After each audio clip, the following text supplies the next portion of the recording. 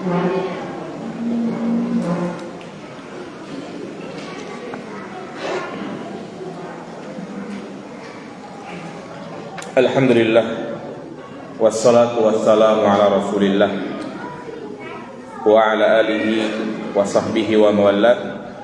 Asyhadu an la ilaha illallah wahdahu la syarikalah wa asyhadu anna muhammadan abduhu wa rasuluhu la nabiyya ba'dah. Ayyuhal ikhwah rahimani wa rahimakumullah. Itulah tadi kita paparkan penjelasan tentang pembatal keislaman yang ke-8, yakni yang termasuk kufur, dalam kategori kufur adalah mudhaharatul musyrikin wa muawanatuhum 'alal muslimin, ya, membantu dan menolong mereka apalagi untuk memerangi kaum muslimin ini dalam perkara-perkara yang dia ridho terhadap kekufuran tersebut. Tapi kalau hal-hal yang sifatnya muamalah, maka ya tidak mengapa jemaah sekalian. Ya, sering kita sampaikan tentang arti toleransi yang benar adalah toleransi yang sifatnya itu dalam hal duniawi. Misalnya ada tetangga non muslim meninggal, sekedar belasungkawa, datang takziah boleh. Ya, kita mengucapkan innalillahi wa inna ilaihi rajiun boleh. Yang tidak boleh itu adalah apa? Mendoakan. Ya, semoga amal ibadah diterima. Itu yang tidak boleh. Ya, jadi intinya tidak boleh kita toleransi kebablasan. Iya. Jadi jangan sampai kita tertipu dengan pemahaman liberal yang mereka berusaha untuk menolak ya ajaran Islam dengan dalih cinta kepada Pancasila. Padahal mereka itu pada hakikatnya benci terhadap syariat Islam. Nah, itu banyak mereka kadang memprovokasi, ya, dikira kita tidak cinta kepada negeri ini, padahal ya kita memiliki batasan-batasan dalam beragama. Jika memang tradisi ataupun kebiasaan tersebut tidak sesuai dengan ajaran Islam, maka kita wajib untuk meninggalkannya. Baik jemaah sekalian, ada pertanyaan?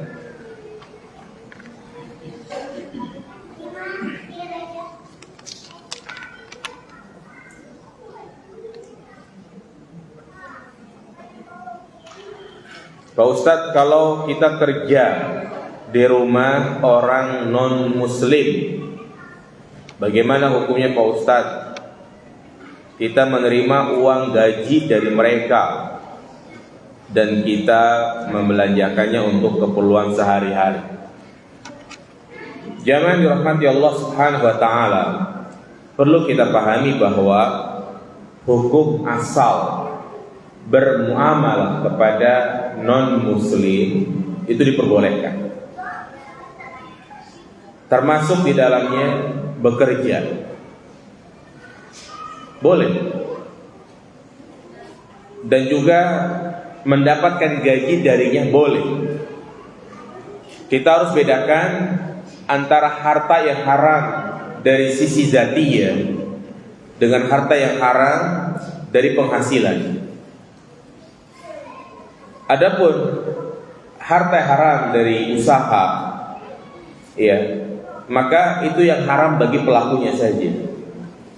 Artinya kalau kita misalnya contoh, kita dagang, kemudian barang kita dibeli oleh orang yang bekerja di bank ribawi. Jelas dia bekerja di bank ribawi, bank konvensional. Yang kita tahu pasti dia bermuamalah dengan harta apa? Riba. Apakah mungkin, maaf, kalau antum yang beli saya nggak mau? Nggak mungkin.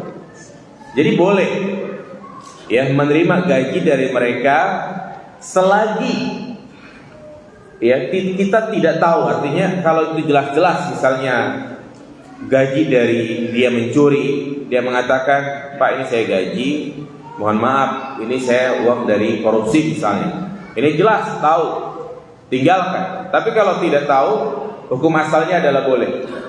Dalilnya Rasulullah SAW bermuamalah kepada orang Yahudi.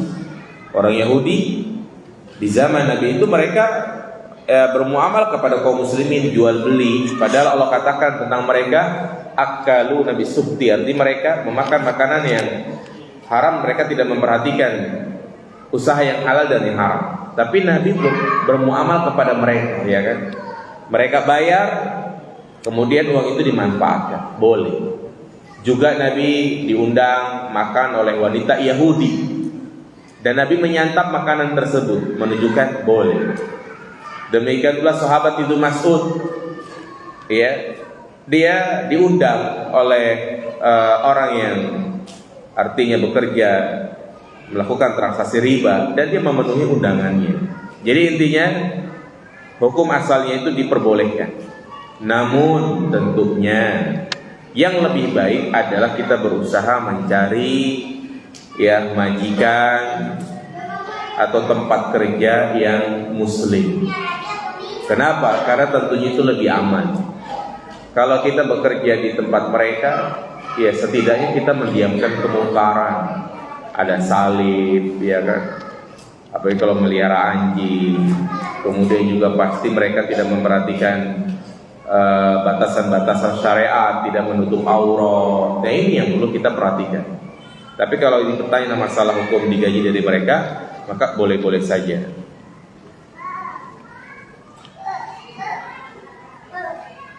Keluar dari tema kerja di pajak haram. Kenapa diharamkan? Iya. Jamaah dirahmati Allah Subhanahu wa taala, Rasulullah mengatakan, la yadkhul jannata sahibu muks. Tidak akan masuk dalam surga orang yang melakukan pungutan liar. Al-muks ini pungutan liar, memungut tanpa ada imbalan, tiba-tiba ditarik begitu. Dan sebagian masyayikh menjelaskan bahwa termasuk di dalamnya adalah pajak. Karena di dalam Islam ya tidak ada dan tidak dikenal perpajakan. Di zaman Khalifah Rasyidin dan juga di zaman setelahnya, dalam rangka untuk menambah kas negara, ya artinya kan negara ini butuh dana, harta, misalnya untuk bangun jembatan tol dan yang lainnya, ya kan? Maka itu diambil dari banyak sumber. Di antaranya adalah zakat tentunya. Zakat. Jadi yang digalakkan adalah apa? Zakat. Kemudian ghanimah. Kalau memang saat itu terjadi peperangan. Kemudian sedekah tatawwu. Itu di mana kaum muslimin memang suka rela untuk memberikan sumbangsih dalam rangka kemajuan suatu negara. Ya, jadi nggak dikenal dengan istilah pajak. Atau juga di zaman dahulu ada istilahnya jizyah, upeti yang diambil dari non muslim yang mereka tinggal di negara kaum muslimin, maka ditarik jizyah. Jadi nggak ada istilahnya apa jemaah? Pajak. Begitu. Jadi pajak itu bukan bagian dari Islam. Nah, memang ada sebagian ditarik untuk membayar tanah. Itu bukan pajak, tapi karena memang mereka menyewa tanah milik negara. Sehingga ini hitungannya adalah sewa menyewa. Iya. Justru sekarang banyak orang yang lebih mengedepankan pajak daripada zakat, dan tentunya jauh berbeda. Zakat itu memiliki ketentuan nisab dan haul. Ya, kenapa tidak diperbolehkan? Ya karena ya itu dia bekerja termasuk pungutan liar. Ya, ini termasuk bentuk kezaliman. Ya, namun tentunya kita sebagai warga negara ya bersabar dengan kebijakan seperti ini. Begitu, makanya kalau kita konsultasi ke konsultan pajak, mereka sebenarnya ingin menihilkan, tetapi apa boleh buat itu tidak mungkin. Makanya berusaha untuk diminimalisir. Iya, mungkin itu berkaitan dengan masalah pertanyaan ini. Demikian jamaah sekalian, semoga kajian ini bermanfaat dan kita memohon kepada Allah Subhanahu wa taala agar kita diberikan taufik dan hidayah, diberikan kesehatan, disampaikan ya bisa mendapati bulan suci Ramadan, yang mana Ramadan sebentar lagi akan tiba, sekitar 2 pekan lagi, yang tentu kita bersiap-siap mengumpulkan bekal, dan bekal yang dimaksud di sini adalah berbekal dengan ilmu, baca kembali fikih ibadah di bulan suci Ramadan agar ibadah kita itu betul-betul didasari dengan ilmu, bukan hanya ikut-ikutan. Nah, demikian subhanakallahumma bihamdika asyhadu an la ilaha illa anta astaghfiruka wa atubu ilaik. Assalamualaikum warahmatullahi wabarakatuh.